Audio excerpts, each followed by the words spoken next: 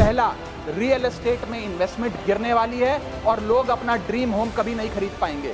Under valuation होगी property deals की, सब लोग सर्कल रेट पे प्रॉपर्टी खरीदेंगे बेचेंगे, कोई असल कीमत नहीं बताएगा। रियल एस्टेट सेक्टर में भारी तादाद में ब्लैक मनी आने जा रहा है अगर आपने ये इंडेक्सेशन का फैसला वापस नहीं किया। Restore indexation on long term capital gain. Ma'am, पूरे दुनिया में इन्वेस्टर्स को इन्वेस्टमेंट्स करने के लिए प्रमोट करने के लिए इंसेंटिवाइज किया जाता है। इस देश में इंडेक्सेशन हटाकर हम इन्वेस्टर क्लास को डिस इंसेंटिवाइज कर रहे हैं इन्वेस्ट करने के लिए। इंडेक्सेशन हटाना टैक्स लगाना नहीं है, इन्वेस्टर्स को पीनलाइज करने जैसा है। मैडम, मैं बताना चाहता हूं, inflation ravages the value of money. पैसे को खा जाता है इन्फ्लेशन, इसीलिए हम कॉस्ट ऑफ एक्विजिशन को इंडेक्स कर कैपिटल गेन टैक्स की कैलकुलेशन करते हैं। और जो लोग खुश हैं आज कैपिटल गेन टैक्स को 20% से घटाकर 12.5 कर दिया है, उनके लिए मैं एक उदाहरण लाया हूं। इस उदाहरण के माध्यम से हम समझ जाएंगे कि कैसे इंडेक्सेशन हटाना इस देश के इन्वेस्टर को एक बहुत बड़ी उसकी जेब पे डाका डालने जैसा है। मैडम, फर्ज करिए कि 2001 में आपने 1 करोड़ रुपए का एक मकान खरीदा।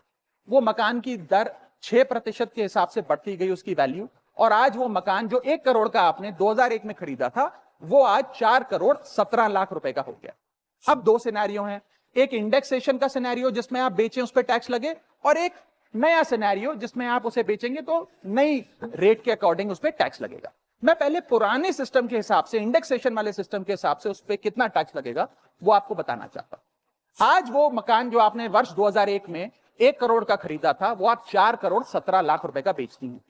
तो आपकी सेल प्राइस 4 करोड़ 17 लाख, लेकिन आपकी purchase price, inflation adjusted indexed purchase price 1 crore नहीं, लगभग 3 करोड़ 60 लाख के आसपास आती।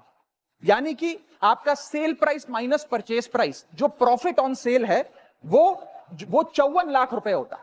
उस 54 लाख रुपए पर 20% के अकॉर्डिंग आप पे टैक्स लगता है। यानी कि इंडेक्सेशन वाले फॉर्मूले से आपको कुल टैक्स 10,80,000 रुपए देना पड़ता है। मैं राउंड ऑफ करके 11 लाख रुपए कहता।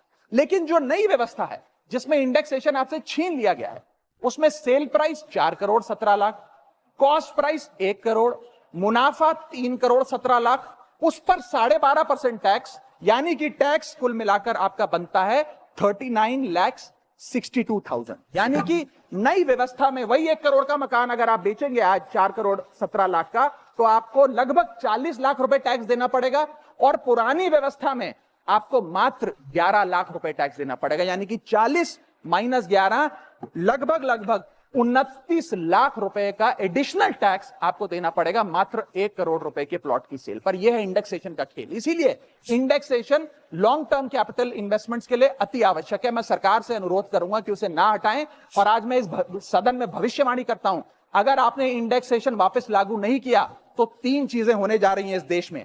पहला, रियल एस्टेट में इन्वेस्टमेंट गिरने वाली है और लोग अपना ड्रीम होम कभी नहीं खरीद पाएंगे।